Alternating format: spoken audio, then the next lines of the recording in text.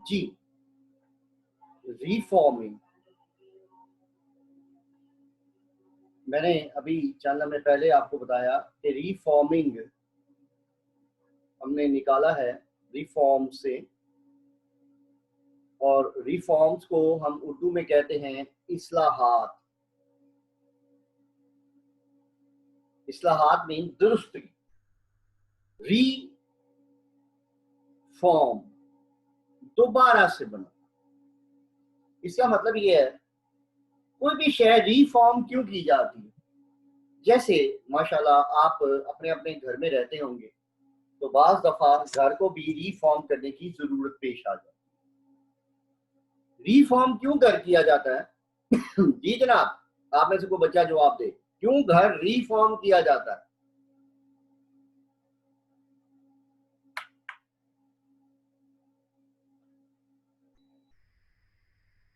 घर रीफॉर्म इसलिए किया जाता है कि जो पहले घर होता है वो हमारी जरूरियात पूरी नहीं कर रहा होता, तो हम क्या करते हैं, हम उस घर को रीफॉर्म करते हैं, दोबारा से बनाते हैं, यानी अपनी जरूरियात के मुताबिक उसको ढाल लेते हैं।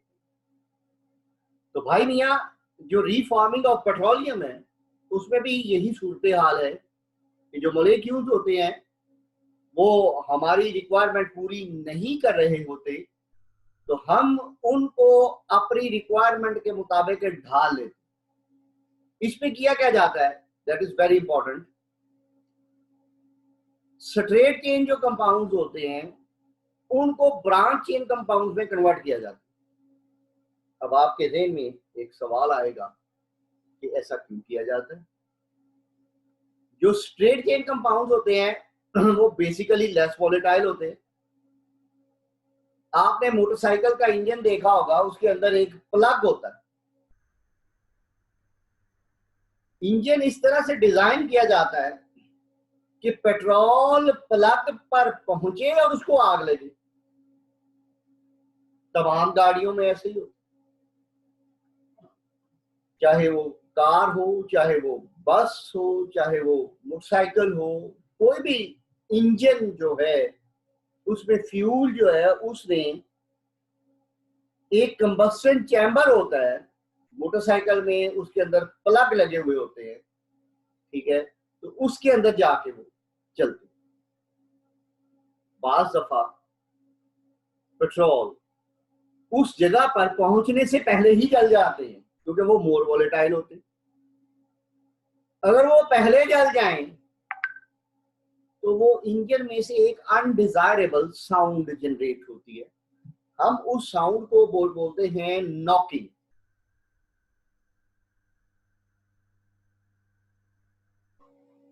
नॉकिंग एक अनडिजायरेबल साउंड है, इंजन में प्रोड्यूस होती है due to pre ignition of the fuel. Fuel अपने मुकाम पर पहुंचने से पहले इग्नाइट कर जाता है, जल जाता है। हमने उसको रोकना, और वो क्यों जल जाता है? अगर जो गैसोलीन है उसके अंदर अगर स्ट्रेट चेन कंपाउंड ज्यादा हैं तो वो नॉकिंग करती। अब हम क्या करते हैं, इन स्ट्रेट चेन कंपाउंड्स को कन्वर्ट कर देते हैं ब्रांच चेन कंपाउंड्स। जी जनाब, ये जो अमल है this is reform. Straight chain compounds को ब्रांच चेन कंपाउंड्स में कन्वर्ट करते क्यों है? भाई मियाँ, सीधी सी बात है, करते इसलिए हैं कि नॉकिंग को रोका जा सके। नॉकिंग क्या है? एक इंजन में से पैदा होने वाली अनडिजायरेबल साउंड है जो कि पेट्रोल की या गैसोलीन की प्री इग्निशन से मुराद ये होती है कि अपने मुकाम पर पहुंचने से पहले ही वो जल जाए। तो उसको रोकने के लिए फिर हम क्या करते हैं, हम स्ट्रेट चेन कंपोनेंट्स को ब्रांच चेन कंपोनेंट्स में या कंपाउंड में कन्वर्ट करते हैं और इस अमल को हम नाम देते हैं रिफॉर्म। अगर आप गौर करें तो आपकी बुक में एक एग्जांपल दी गई है, तो that is CH3 CH2 6 CH3, this is normal octane, और इसको कन्वर्ट किया गया है एक कंपाउंड में जिसका नाम रखा गया है आइसो ऑक्टेन।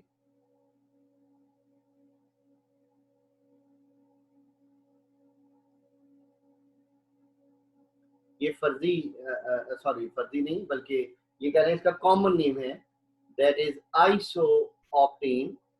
वैसे इसका नाम है 2,2,4 ट्राइमिथाइल पेंटेन। ये नाम किस तरह से है ये हम इंशाल्लाह अगले 1-2 लेक्चर्स में ये आ जाएगा कि ये इसका नाम 2,2,4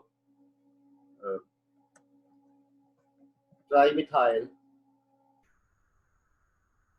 पेंटेन किस तरह से। थोड़ा सा मैं आपको ब्रीफ कर दूं। पेंटेन इस लिहाज से कि इसके अंदर 5 कार्बन है, 1 2 3 4, चेन में 5 कार्बन है। ट्राइमिथाइल इसलिए कि ये आप देख सकते हैं, this is methyl, this is methyl and this is methyl, 3 methyl है तो ट्राइमिथाइल। और चेन में लगे कहाँ कहाँ हुए हैं, 2 पे 2 लगे हुए हैं, एक 2 इसका, दूसरा 2 इसका और 4 इसका। तो इस तरह से इसका ये नाम बना 2,2,4 ट्राइमिथाइल पेंटेन।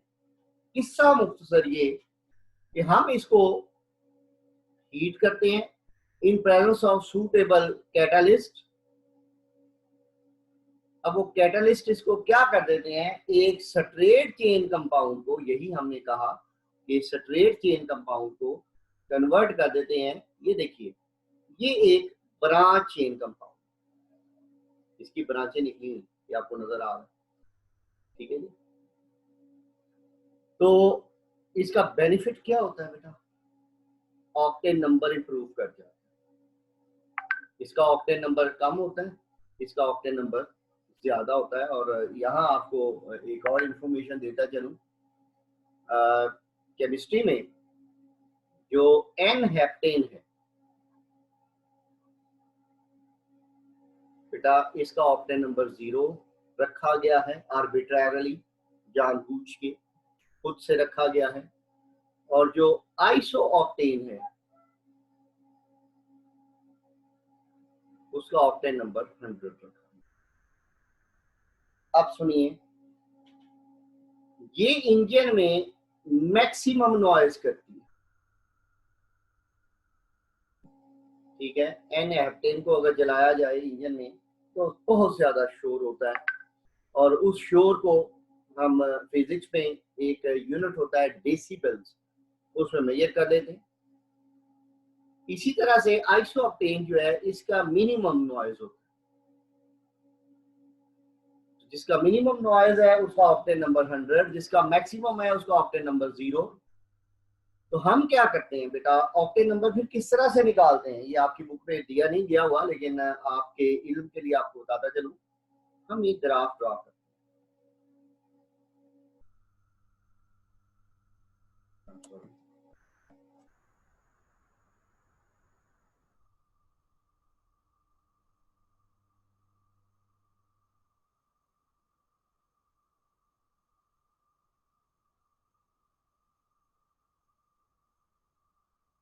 जी।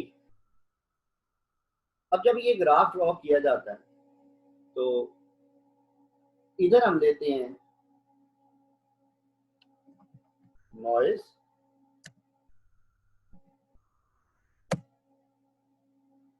ठीक है, और इधर हम लेते हैं percentage of isooctane in its mixture with N heptane.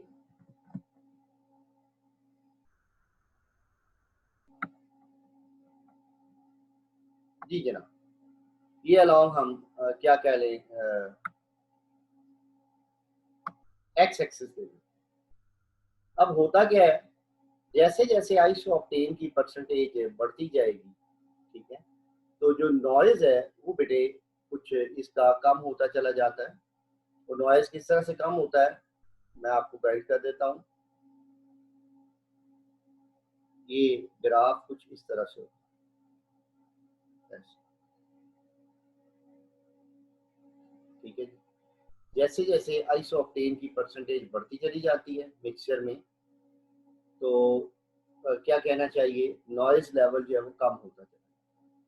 अब आप क्या करते हैं, बाजार से पेट्रोल लेते हैं, आप उस पेट्रोल को इंजन में डालते हैं, उसका नॉइज मेजर कर लेते हैं। मान लीजिए अगर इतना नॉइज है, तो बेटा जी इस लिहाज से ग्राफ की मदद से हमें पता चलता है, अच्छा इसका ऑक्टेन नंबर जनाब 90, ठीक है, यहाँ ये 0 है, ठीक है जी, ये यहाँ पे तकरीबन 50 है, ठीक है जी, यहाँ पे ये 100 है। तो जनाब बाजार में मिलने वाले पेट्रोल का ऑक्टेन नंबर जो है वो 90 है। इस तरह से हम निकालते हैं, ठीक है जी। ये पेट्रोल का ऑक्टेन नंबर निकालने का एक मतलब तरीका है।